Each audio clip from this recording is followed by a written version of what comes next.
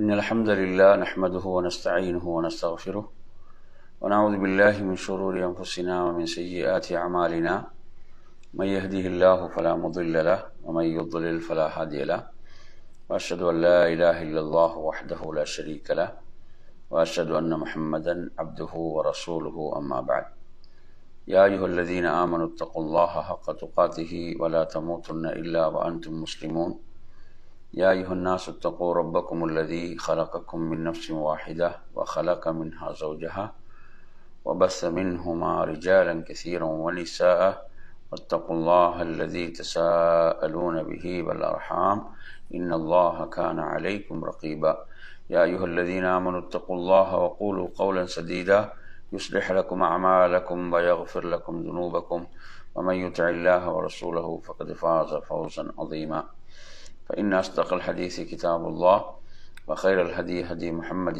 صلى الله عليه وسلم وشر الأمور محدثاتها وكل محدثة بدعة وكل بدعة ضلالة وكل ضلالة في النار.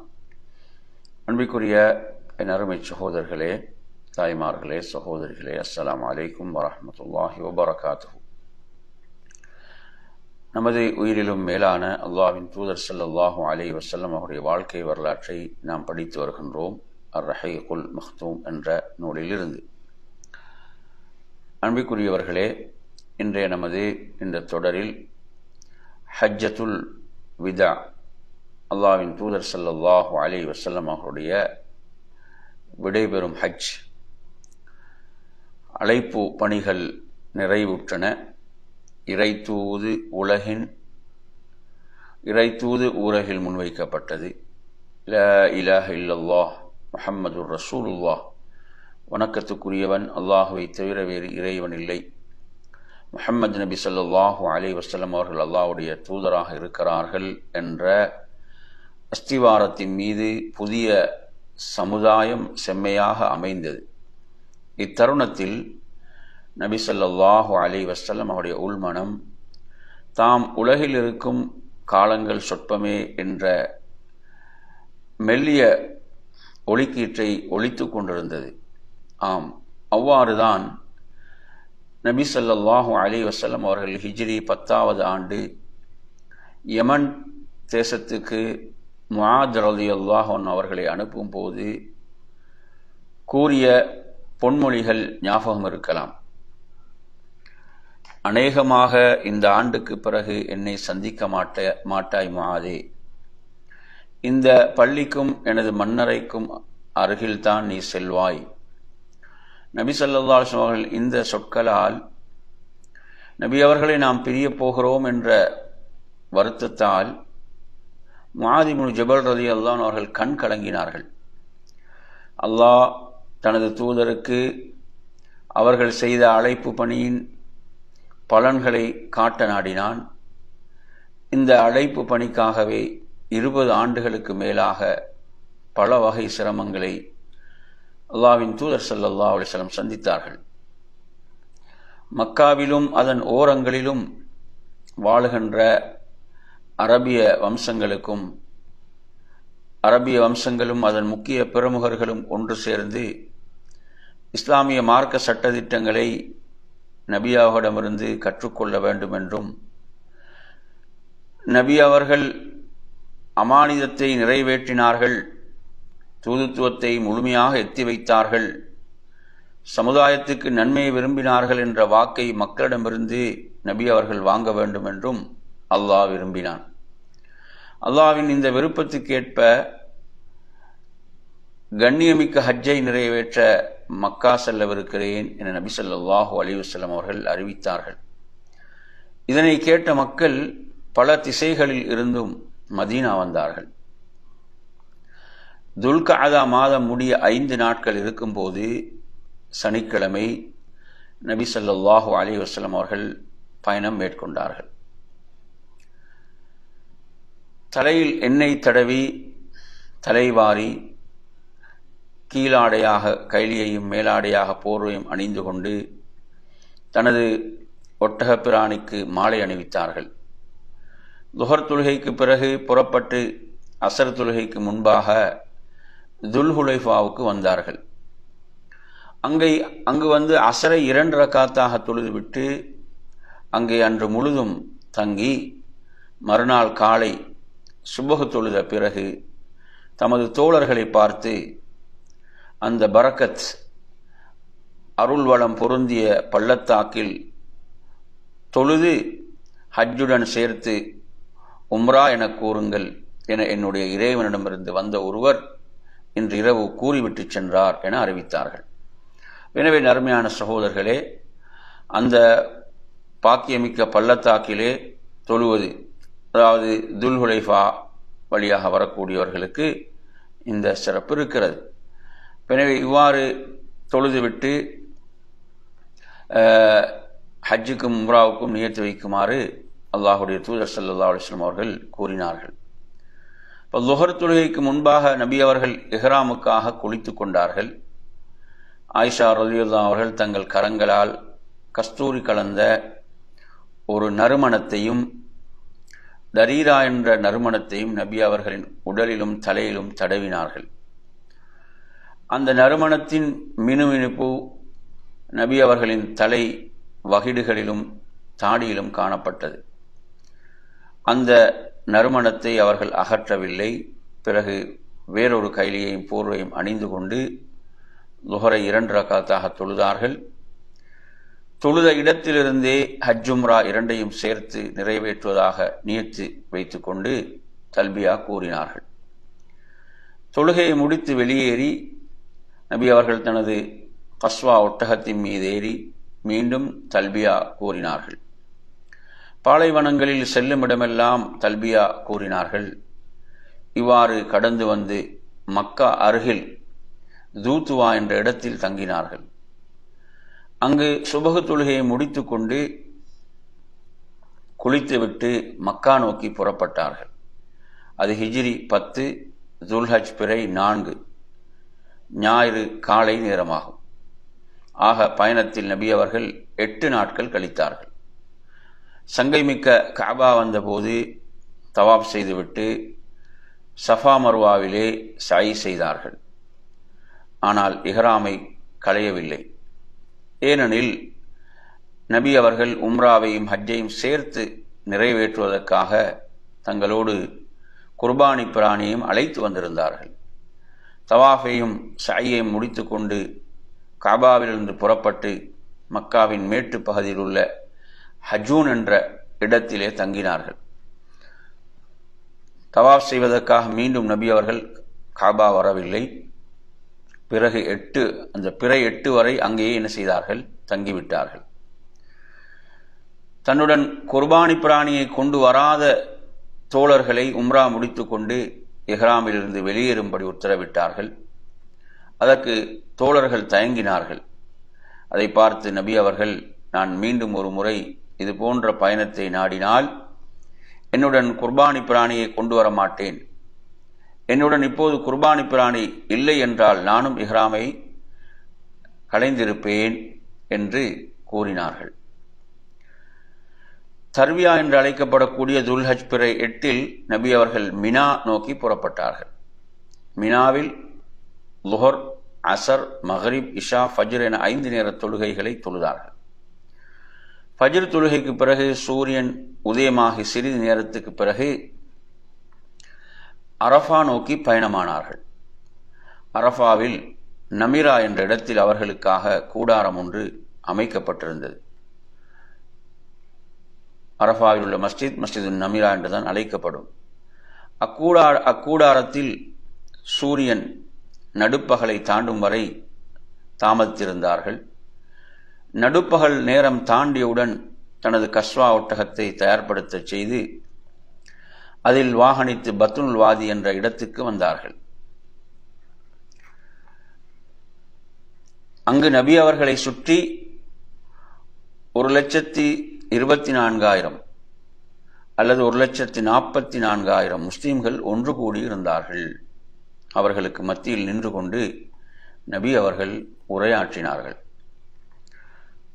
அந்த உரை, மக்களே மிக கவனமாக கேளுங்கள். ஏனெனில் இந்த ஆண்டுக்கு பிறகு இந்த இடத்தில் உங்களை சந்திப்பேனா என்று எனக்கு தெரியாது. மக்களே, இந்த துல்ஹஜ் மாதத்தையும் இந்த பிறை 9ஆம் நாளையும் இந்த மக்கா நகரையும் புனிதமாக கருதுவது போல் உங்களில் ஒருவர் மற்றவரின் உயிரையும் பொருளையும் மானத்தையும் புனிதமாக கருதுங்கள். ஒருவர் குற்றம் செய்தால் அக்குற்றத்தின் தண்டனை அவருக்கே வழங்கப்படும், அவரது உறவினருக்கு அல்ல. தந்தை தன் பிள்ளைக்கு அநியாயம் செய்ய வேண்டாம், பிள்ளையும் தன் தந்தைக்கு அநியாயம் செய்ய வேண்டாம். தந்தையின் குற்றத்துக்காக பிள்ளையை அல்லது பிள்ளையின் குற்றத்துக்காக தந்தையை தண்டிக்கப்பட மாட்டாது. அறிந்து கொள்ளுங்கள், அறியாமை காலத்தின் அனைத்து செயல்களையும் நான் எனது கால்களுக்கு கீழ் புதைத்து அழித்து விட்டேன். அறியாமை கால கொலைகளுக்கு பழிவாங்குவதை விட்டுவிட வேண்டும். முதலாவதாக எங்கள் குடும்பத்தில் கொலை செய்யப்பட்ட ரபியா இப்னு ஹாரிஸின் மகனுக்காக பழிவாங்குவதை நான் விட்டுவிடுகிறேன். அறியாமை கால வட்டியும் தள்ளுபடி செய்யப்பட்டது. முதலாவதாக நான் என் குடும்பத்தாரின் வட்டியிலிருந்து அப்பாஸ் இப்னு அப்துல் முத்தலிஃபுக்கு உரித்தான வட்டியை முழுமையாக தள்ளுபடி செய்கிறேன். பெண்கள் குறித்து அல்லாஹுவை அஞ்சிக் கொள்ளுங்கள். அல்லாஹுவின் அமானிதமாக அவர்களை நீங்கள் அடைந்திருக்கிறீர்கள். அவனது நாட்டப்படி அவர்களை நீங்கள் மனைவியராக ஏற்றிருக்கிறீர்கள். அவர்கள் உங்களுக்கு செய்ய வேண்டிய கடமையாவது, நீங்கள் விரும்பாதவர்களை உங்கள் இல்லத்துக்குள் அவர்கள் அனுமதிக்க கூடாது. மீறி அனுமதித்தால் காயம் ஏற்படாத வகையில் அடியுங்கள். நீங்கள் அவர்களுக்கு செய்ய வேண்டிய கடமை யாதெனில் நல்ல முறையில் அவர்களுக்கு உணவும் ஆடையும் அளிக்க வேண்டும். நான் உங்களிடம் விட்டுச் செல்வதை நீங்கள் உறுதியாக பின்பற்றினால் ஒருபோதும் வழி தவற மாட்டீர்கள். அதுதான் அல்லாஹுவின் வேதமாகும். மக்களை, எனக்கு பின் எந்த ஒரு நபியும் இறை தூதரும் இல்லை. உங்களுக்கு பின் எந்த ஒரு சமுதாயமும் இல்லை. உங்களை படைத்து காப்பவனான அல்லாஹுவையே வணங்குங்கள். உங்களுக்கு விதிக்கப்பட்ட ஐவேளை தொழுகையை நிறைவேற்றுங்கள். ரமலான் மாதத்தில் நோன்பு வையுங்கள். மனம் உவந்து உங்கள் செல்வத்துக்கான ஜகாத்தை நிறைவேற்றுங்கள். உங்கள் இறைவனின் இல்லத்தை ஹஜ் செய்யுங்கள். உங்கள் தலைவர்களுக்கு கட்டுப்படுங்கள். மேற்கூறிய நற்செயல்களால் இறைவன் உங்களுக்காக படைத்துள்ள சுவனத்தில் நுழைவீர்கள். உங்கள் இறைவனை அதிவிரைவில் நீங்கள் சந்திப்பீர்கள். அவன் உங்கள் செயல்களை பற்றி உங்களிடம் விசாரணை செய்வான். எனக்கு பிறகு நீங்கள் உங்களுக்குள் கொலை குற்றம் புரிந்து வழிகேடர்களாக மாறிவிட வேண்டாம். அறிந்து கொள்ளுங்கள், நிச்சயமாக ஷைத்தான் உங்களது இந்த பூமியில் அவனை நீங்கள் வணங்குவதிலிருந்து முற்றிலும் நிராசை அடைந்து விட்டான். எனினும் நீங்கள் மிக எளிதாக கருதும் செயல்களில் அல்லாஹ்வுக்கு மாறு செய்து ஷைத்தானுக்கு வழிபடுவீர்கள். அதனால் அவனோ மகிழ்ச்சி அடைவான். மக்களே, அறிந்து கொள்ளுங்கள், உங்கள் இறைவன் ஒருவனே, உங்கள் தந்தையும் ஒருவனே. இறை அச்சத்தை தவிர வேற எந்த வகையிலும் ஒரு அரபியருக்கு அரபி அல்லாதவரை விட, ஒரு அரபி அல்லாதவருக்கு அரபியரை விட, ஒரு வெள்ளையருக்கு கருப்பரை விட, ஒரு கருப்பருக்கு வெள்ளையரை விட எவ்வித சிறப்பும் மேன்மையும் இல்லை. மறுமையில் என்னை பற்றி உங்களிடம் விசாரிக்கும் போது நீங்கள் என்ன பதில் கூறுவீர்கள் என்று கேட்டார்கள். கூடியிருந்தோர், நிச்சயமாக நீங்கள் எடுத்துரைத்தீர்கள், நிறைவேற்றினீர்கள், நன்மையை நாடினீர்கள் என நாங்கள் சாட்சி கூறுவோம் என்றார்கள். நபி அவர்கள் தங்களது ஆட்காட்டி விரலை வானை நோக்கி உயர்த்தி பின்பு மக்களை நோக்கி திருப்பி, அல்லாஹ் இதற்கு நீயே சாட்சி என்று 3 முறை கூறினார்கள். இங்கு வந்திருப்பவர்கள் அனைவரும் இங்கு வராத மற்றவர்களுக்கு எடுத்து கூறுங்கள். ஏனெனில் செய்தியை கேள்விப்படுபவர்களில் சிலர் நேரடியாக கேட்பவர்களை விட நன்கு விளக்கமுடையவர்களாக இருக்கலாம் என்ற இந்த செய்தி நபி ஸல்லல்லாஹு அலைஹி வஸல்லம் ஒவ்வொன்றாக கூறிய போது அதை ரபியா இப்னு உமையா இப்னு ஹலஃப் ரலியல்லாஹு அவர்கள் மக்களுக்கு சப்தமிட்டு எடுத்துரைத்தார்கள். அல்லாஹ்வின் தூதர் ஸல்லல்லாஹு அலைஹி வஸல்லம் தனது உரையை முழுமையாக முடித்த போது, இன்றைய தினம் நாம் உங்களுக்கு உங்களுடைய மார்க்கத்தை முழுமையாக்கி வைத்து என்னுடைய அருளையும் உங்கள் மீது முழுமையாக்கி வைத்து விட்டேன் என்ற குர்ஆன் வசனம் இறங்கியது. அல்யௌம அக்மல்து லக்கும் தீனக்கும் வ அத்மம்து அலைக்கும் நிஅமதி வ ரதீது லக்குமுல் இஸ்லாம தீனா. இந்த வசனத்தை கேட்ட உமர் ரலியல்லாஹு அன்ஹு அவர்கள் கண் கலங்கினார்கள். நபி அவர்கள், உமரே, நீங்கள் அழுவதற்கு காரணம் என்ன என வினவினார்கள். அல்லாஹ்வின் தூதரே, நாங்கள் ஒவ்வொரு நாளும் மார்க்கத்தை அதிகம் அதிகம் தெரிந்து கொண்டே வந்தோம். இப்போது மார்க்கம் முழுமையாக்கப்பட்டு விட்டது. முழுமையான ஒன்று மீண்டும் குறைய ஆரம்பித்து விடுமே என எண்ணி நான் அழுகின்றேன் என உமர் ரலியல்லாஹு அன்ஹு அவர்கள் கூறினார்கள். அதற்கு நபி அவர்கள், நீங்கள் உண்மைதான் கூறினீர்கள் என்றார்கள். நபி அவர்களின் கட்டளைக்கு இணங்க பிலால் ரலியல்லாஹு அன்ஹு அவர்கள் பாங்கு கூறி பிறகு இகாமத் கூறினார்கள். நபி அவர்கள் மக்களுக்கு முதலில் லுஹரை தொழ வைத்தார்கள். பிறகு பிலால் ரலியல்லாஹு அவர்கள் இகாமத் கூற நபி அவர்கள் அசரை தொழ வைத்தார்கள். இவ்விரண்டுக்கும் இடையில் நபி அவர்கள் எந்த தொழுகையும் தொழவில்லை. பிறகு தங்கள் வாகனத்திலே ஏறி தான் தங்கியிருந்த இடத்துக்கு வந்தார்கள்.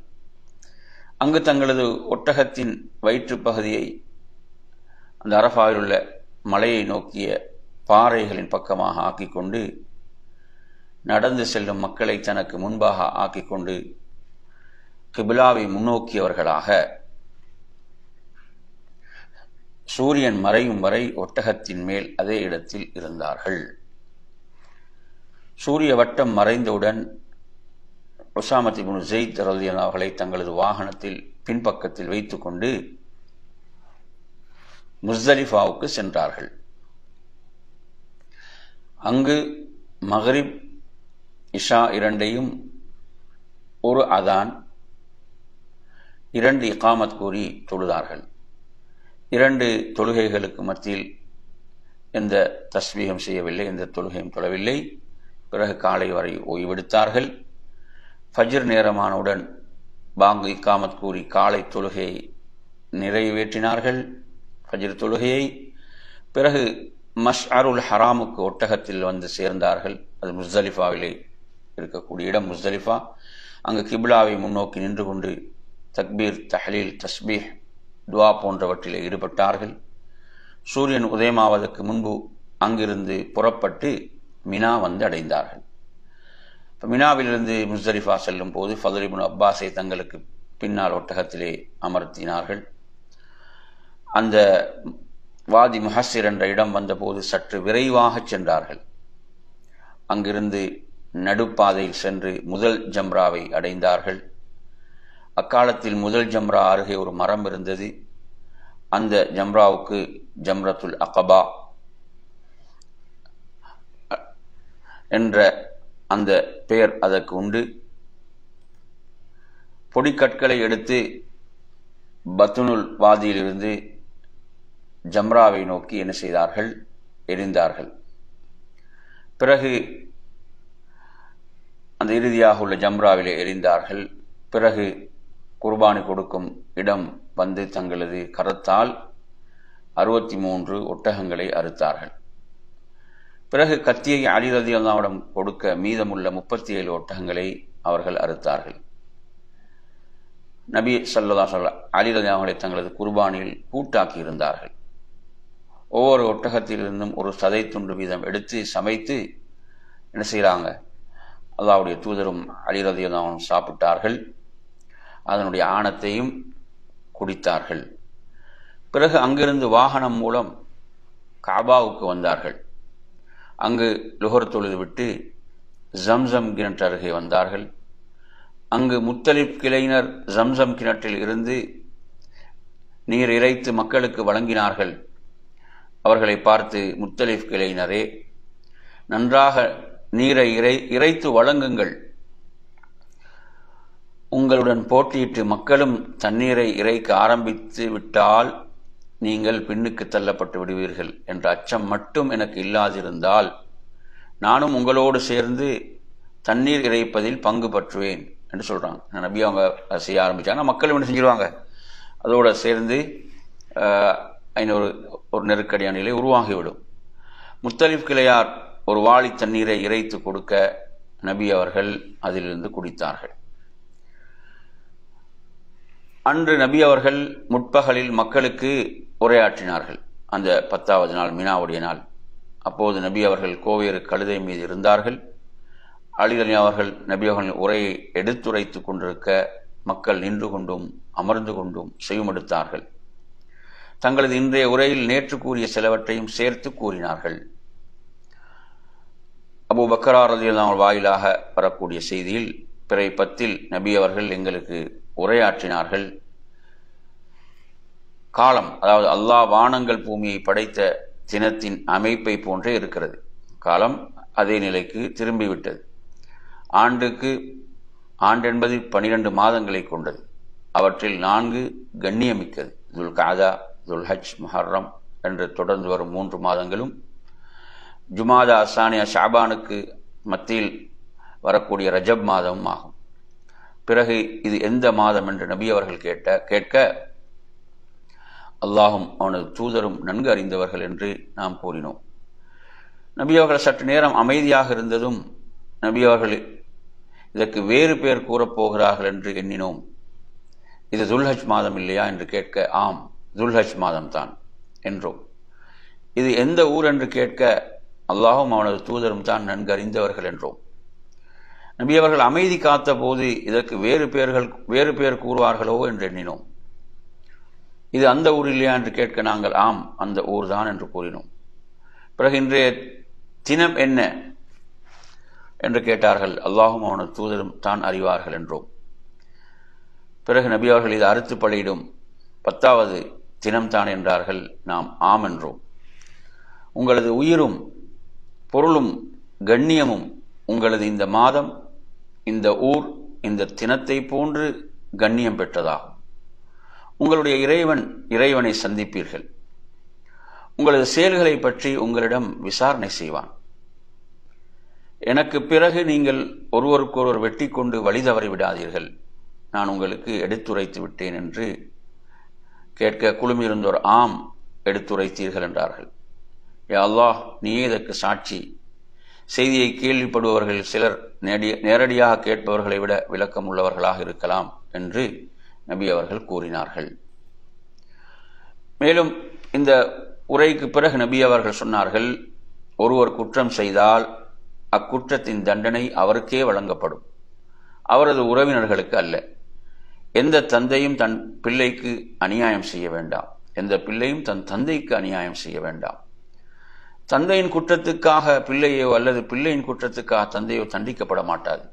நிச்சயமாக ஷைத்தான் உங்களது இந்த பூமியில் அவனை நீங்கள் வணங்குவதிலிருந்து முற்றிலும் நிராசை அடைந்து விட்டான். எனினும் நீங்கள் அற்பமாக கருதுபவற்றில் அவனுக்கு வழிபடுவீர்கள். அதனால் அவன் மகிழ்ச்சி அடைவான் என்று கூறினார்கள். நபி அவர்கள் பிறை 11, 12, 13 ஆகிய நாட்கள் மினாவிலே தங்கி ஹஜ் கடமைகளை நிறைவேற்றிக் கொண்டும் மார்க்க சட்டதிட்டங்களை மக்களுக்கு கற்றுக் கொடுத்து கொண்டும் இருந்தார்கள். இப்ராஹிம் அலைஹிஸ்ஸலாம் அவர்களின் மார்க்கத்தின்படி நேரிய வழிமுறைகளை நிலைநிறுத்தி இணை வைப்புடைய அடையாளங்களையும் அடிச்சோடுகளையும் அடியோடு அளித்தார்கள். இந்த 3 சில நாட்களிலும் நபி அவர்கள், இந்த 3 நாட்கள், அந்த பிறை 11, 12, 13 ஆகிய நாட்களில் கூட ரசூலுல்லாஹ் என்ன செய்தாங்க, சில உரைகளை நிகழ்த்தி இருக்கிறார்கள். சர்ரா பின் நபஹான் என்ற பெண்மணி வாயிலாக ஒரு அறிவிப்பு இடம்பெற்றுள்ளது. நபி அவர்கள் பிறை 12 உரையை நிகழ்த்தினார்கள். அவ்வுரையில் தஷ்ரீக் பிறை 11, 12, 13 நாட்களில் இது நடுநாள் அல்லவா என்று வினவினார்கள். தொடர்ந்து பிறை 10 ஆற்றியது போன்றே இன்றும் உரை நிகழ்த்தினார்கள் என்ற செய்தி அபூதாவுதில் இடம்பெறுகிறது. நபி அவர்கள் இவ்வுரை, நபியே, உங்களுக்கு அல்லாஹுடைய உதவியும் மக்காவின் வெற்றியும் கிடைத்தது. நபியே, உங்களுக்கு அல்லாஹுடைய உதவியும் மக்காவின் வெற்றியும் கிடைத்து அல்லாஹுடைய மார்க்கத்தில் மக்கள் கூட்டம் கூட்டமாக நுழைவதையும் நீங்கள் கண்டால் அதற்கு நன்றி செலுத்தும் பொருட்டு உங்களது இறைவனை புகழ்ந்து துதி செய்து அவனுடைய அருளையும் மன்னிப்பையும் கோருவீர்களாக. நிச்சயமாக அவன் பிரார்த்தனைகளை அங்கீகரித்து மன்னிப்பு கோருதலையும் அங்கீகரிப்பவனாக இருக்கிறான் என்ற இந்த சூரத்து நஸ்ர் அத்தியாயம், இதுதான் குர்ஆனில் இறுதியாக அருளப்பெற்ற அத்தியாயம். இந்த அத்தியாயம் என்ன செய்கிறது, நஸ்ர் இறங்கியதற்கு பிறகு என்ன செய்தது, நடைபெற்றது. துல்ஹஜ் பிறை 11 நபி அவர்கள் மினாவில் இருந்து புறப்பட்டு அப்தஹ் என்ற இடத்தில் உள்ள கினானா என்ற கிளையினரின் இடத்தில் அன்று பகலும் இரவும் தங்கியிருந்தார்கள். அங்குதான் லுஹர், அசர், மகரிப், இஷா தொழுதார்கள். இஷாவுக்கு பிறகு சிறிது தூங்கிவிட்டு கஅபாவுக்கு வந்து தவாஃபுல் விதாவை நிறைவேற்றினார்கள். மக்களையும் அதை நிறைவேற்ற பணித்தார்கள். ஹஜ் கடமைகளை நிறைவேற்றிய பிறகு மதீனாவை நோக்கி புறப்படுமாறு தங்களோடு வந்தவர்களுக்கு கூறினார்கள். அவர்கள் சற்று ஓய்வு எடுப்பதற்கும் ரசூலுல்லாஹ் என்ன செய்யல, அவகாசம் அளிக்கவில்லை. அல்லாஹ்வின் பாதையில் அடுத்த கட்ட நடவடிக்கைகளையும் தியாகங்களையும் புரிவதற்காக உடனடியாக புறப்படும்படி அழைப்பு விடுத்தார்கள். அப்ப இந்த இறுதி ஹஜ், அல்லாஹ்வுடைய தூதருடைய விடைபெறும் ஹஜ்ஜை அவர்கள் முடித்துக்கொண்டு மதீனா புறப்பட்டார்கள். இறுதிப்படை தற்பெருமையும் அகம்பாவமும் கொண்ட ரோமானியர்கள் அல்லாஹுவையும் அவனது தூதரையும் நம்பிக்கை கொண்டவர்களின் வாழ்க்கைக்கு நெருக்கடி கொடுத்து வந்தார்கள். தங்களுக்கு கீழ் உள்ளவர்கள் யாராவது இஸ்லாத்தை ஏற்றுக்கொண்டால் அவரை கொன்றார்கள். ரோமர்களின் ஆளுநராக மஆன் பகுதியில் உள்ள ஃபர்வா இப்னு அம்ர் ஜுதாமி இஸ்லாத்தை ஏற்றபோது அவரை கொடுமைப்படுத்தி கொன்ற நிகழ்ச்சியை நாம் முன்னர் உங்களுக்கு விவரித்துள்ளோம். ரோமர்களின் இந்த அடக்குமுறைகளையும் அத்துமீறலையும் முடிவுக்கு கொண்டு வர பெரும் படை ஒன்றை ஹிஜ்ரி 11 நபி அவர்கள் தயார்படுத்தினார்கள். ரோம் கட்டுப்பாட்டில் உள்ள பலஸ்தீன் பகுதியில் பல்கா, தாரூம் எல்லைகள் வரை சென்று எதிரிகளை எச்சரித்து வருமாறு அந்த படைக்கு ஆணையிட்டார்கள். எல்லைகளில் வசித்து வந்த அரபியர்கள் உள்ளங்களில் இஸ்லாம் மற்றும் முஸ்லிம்களின் மீது நம்பிக்கை வரவைப்பதற்காகவும் கிறித்துவ ஆலயங்களின் ஆதிக்கத்தை யாராலும் எதிர்க்க முடியாது என்ற நம்பிக்கையை தகர்ப்பதற்காகவும் இஸ்லாத்தை ஏற்றுக்கொள்வது ஆபத்துகளையும் மரணத்தையும் தேடித்தரும் என்று எவரும் எண்ணிவிடக்கூடாது என்பதற்காகவும் இப்படை அனுப்பப்பட்டது. இப்படையின் தளபதி வயது குறைந்தவராக இருப்பதை குறித்து மக்கள் பலவாறாக பேசினார்கள். அவருடன் புறப்பட தயங்கினார்கள். இதை கண்ட நபி அவர்கள் அவரது தலைமையை இடித்துரைத்தீர்கள் என்றால் இதற்கு முன்னர் அவரது தந்தையின் தலைமையும் நீங்கள் இடித்துரைத்திருக்கிறீர்கள். அல்லாஹ் மீது ஆணையாக அவர் தலைமைக்கு ஏற்றவரே, தகுதியானவரே, மக்களில் எனக்கு மிக நேசமானவர்களில் அவரும் ஒருவரே, அவருக்கு பிறகு நிச்சயமாக இவரும் எனக்கு நேசமானவர்களில் ஒருவரே என்று சொல்றாங்க. யாரை பற்றி சொல்றாங்கடா, உஸாமத் இப்னு ஸைத் ரலியல்லாஹு அன்ஹு பற்றி சொல்கிறார். அவருடைய தந்தை தான் ஸைத் ரலியல்லாஹு அன்ஹு. நபி அவர்கள் இந்த எச்சரிக்கைக்கு பிறகு மக்கள் எல்லாம் உஸாமாவின் படையிலே சேர்வதற்கு ஆர்வத்தோடு குழுமினார்கள். உஸாமா ரலியல்லாஹு அன்ஹு படையை முழுமையாக ஒழுங்குபடுத்தி கொண்டு மதீனாவிலிருந்து புறப்பட்டு 8 கிலோமீட்டர் தூரத்தில் உள்ள ஜுருஃப் என்ற இடத்தில் தங்கினார்கள்.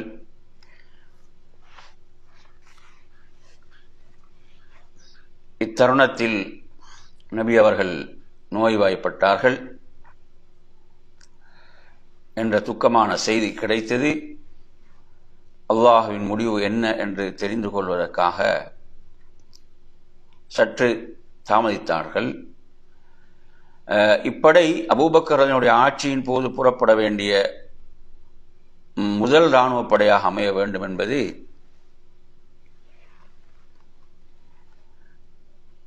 இறைவனின் நாட்டமாக இருந்துவிட்டது.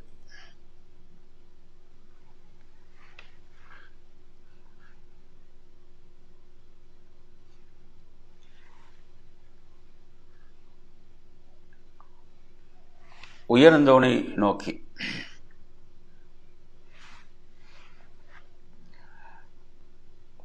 அல்லாஹ்வின் தூதர் ஸல்லல்லாஹு அலைஹி வஸல்லம் அவர்களுடைய அழைப்பு பணி நிறைவுற்று இஸ்லாம் நிலைமைகளை தனது கட்டுப்பாட்டுக்குள் கொண்டு வரும்போது இவ்வுலக வாழ்க்கையிலிருந்தும் அதில் வாழ்பவரிடமிருந்தும் விடைபெறும் அறிகுறிகள் நபி அவர்களின் உணர்வுகளில் தோன்றின.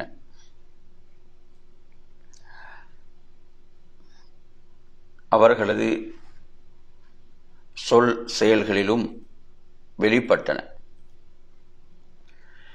ஹிஜ்ரி 10 ரமலான் மாதத்தில் நபி அவர்கள் 20 நாட்கள் இத்திகாஃப் இருந்தார்கள். பொதுவாக நபி அவங்க ரமலானில் 10 நாட்கள் இத்திகாஃப் இருப்பதுதான் வழக்கமாக இருந்தது.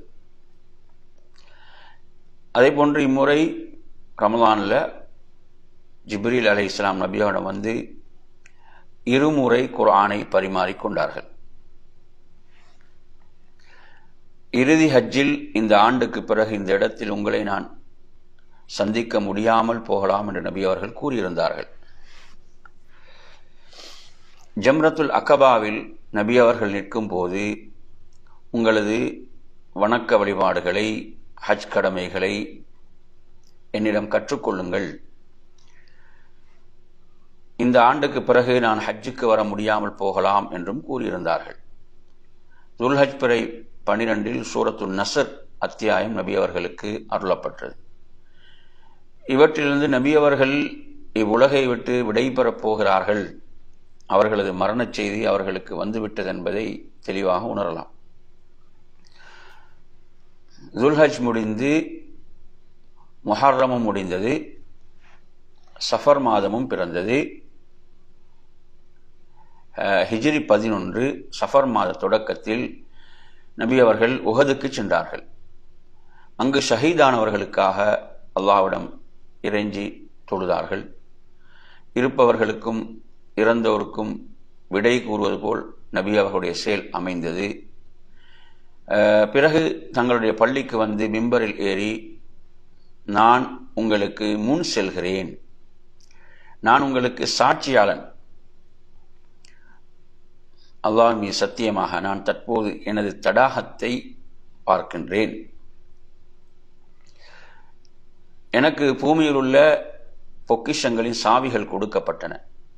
அல்லாஹ் மீது ஆணையாக எனக்கு பிறகு நீங்கள் இணை வைப்பவர்களாக மாறிவிடுவீர்கள் என்று நான் அஞ்சவில்லை. இவ்வுலகத்துக்காக நீங்கள் சண்டையிட்டுக் கொள்வீர்களோ என்றுதான் நான் அஞ்சுகிறேன் என்று கூறினார்கள். ஒரு நாள் நடுநிசையில் பகை, மஸ்ஜித் நபவிக்கு பக்கத்தில் இருக்கக்கூடிய பகை மண்ணறைக்கு சென்று அங்கு அடக்கம் செய்யப்பட்டவர்களுக்காக பாவ மன்னிப்பு தேடினார்கள். மேலும் மண்ணறை வாசிகளே, மக்கள் இருக்கும் நிலையை விட உங்களது நிலை உங்களுக்கு இன்பம் பயக்கட்டும். இருள் சூழ்ந்த இரவு பகுதிகளை போன்று குழப்பங்கள் வரவிருக்கின்றன. ஒன்றன் பின் ஒன்றாக தொடராக வந்து கொண்டிருக்கும்.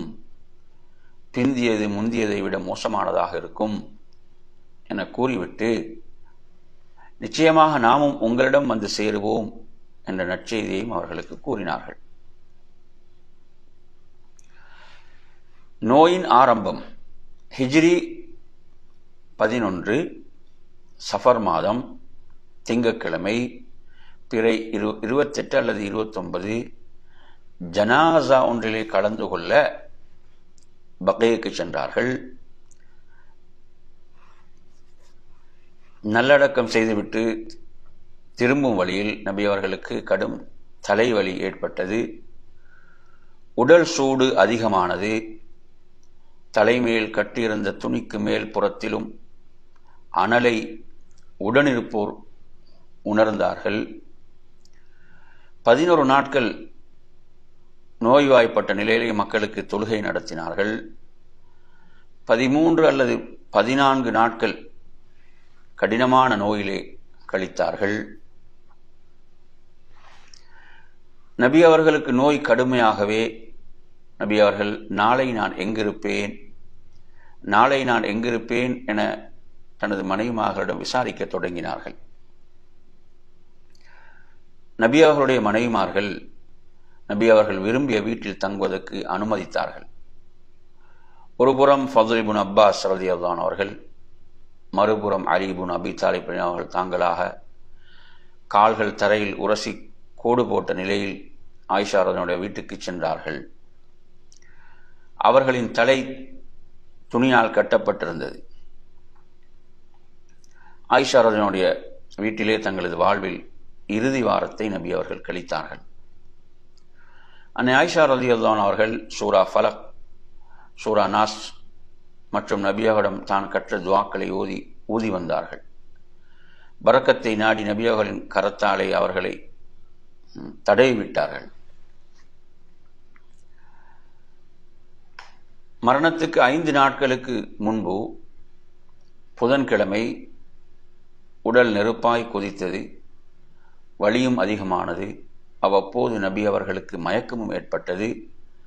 அப்போது பல கிணறுகள் தண்ணீர் எடுத்து வந்து 7 துருத்திகள் என் மீது ஊற்றுங்கள், நான் மக்களிடம் சென்று ஒப்பந்தம் வாங்கப் போகிறேன் என்று கூறினார்கள். தோழர்கள் நபி அவர்களை ஒரு பெரிய பாத்திரத்தில் அமர வைத்து நீர் ஊற்றினார்கள். நபி அவர்கள் போதும் போதும் என்று கூறினார்கள். அப்போதுதான் நபி அவர்கள் சூடு தனிய கண்டார்கள். தலையில் தடிப்பான துணியை கட்டிக்கொண்டு போர்வை போர்த்தியவர்களாக மிம்பரில் வந்து அமர்ந்தார்கள். அதுதான் நபி அவர்களின் கடைசி சபையாகும். அல்லாஹ்வை போற்றி புகழ்ந்துவிட்டு மக்களே என்னிடம் வாருங்கள் என்று கூறிய போது மக்கள் நபி அவர்களை நோக்கி விரைந்து வந்தார்கள். அப்போது நபி அவர்கள் கூறியவற்றில் இதுவும் ஒன்று. யூத கிறிஸ்தவர்கள் மீது அல்லாஹ்வின் சாபம் ஏற்படட்டும். தங்களின் தூதர்களுடைய அடக்கத்தலங்களை வணக்கத்தலங்களாக மாற்றிவிட்டார்கள். மற்றொரு அறிவிப்பில் யூதர்களையும் கிறிஸ்தவர்களையும் அல்லாஹ் அழிப்பானாக. தங்கள் தூதர்கள் அடக்கம் செய்யப்பட்ட இடங்களை வணங்கும் இடங்களாக மாற்றிவிட்டனர் என்று அவங்க சொல்லிட்டு எனது கபரை வணங்கும் இடமாக ஆக்காதீர்கள் என்று கூறினார்கள். தன்னிடம் பழி தீர்த்து கொள்ள மக்களிடம் தன்னை ஒப்படைத்தார்கள். யாரையாவது நான் முதுகில் அடித்திருந்தால் இதோ எனது முதுகை தந்து விட்டேன், பழி தீர்க்கட்டும். யாரையாவது கண்ணியம் குலைய திட்டியிருந்தால் இதோ நான் முன் வந்துள்ளேன், அவர் பழி தீர்த்து கொள்ளட்டும். பின்பு மிம்பரிலிருந்து இறங்கி லுகரை தொலை வைத்தார்கள். மீண்டும் மிம்பரில் ஏறி முன்னர் உரை நிகழ்த்தியவாறே பழி தீர்த்து கொள்ள வேண்டுவோர் பழி தீர்க்க கூறினார்கள். அப்போது ஒருவர் எழுந்து வந்து, எனக்கு நீங்கள் 3 திர்ஹம் தர வேண்டும் என்று கூறவே, ஃபதுலே நீங்கள் அதை கொடுத்து விடுங்கள் என்று நபி அவர்கள் கூறினார்கள். பின்னர் அன்சாரிகளை பற்றி விசேஷமாக சிறப்பித்து கூறினார்கள். அன்சாரிகளை பற்றி நான் விசேஷமாக அறிவுரை கூறுகிறேன். அவர்கள் எனது ஈரலும் இதயமும் ஆவார்கள். அவர்கள் தங்களது கடமையை நிறைவேற்றிவிட்டார்கள். அவர்களுடைய உரிமையும் சலுகையும் மீதம் இருக்கிறது.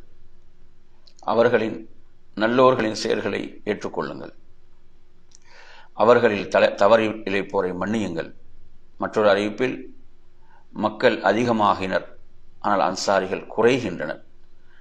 இறுதியில் அவர்கள் உணவில் உள்ள உப்பை போன்று குறைந்து விடுவார்கள்.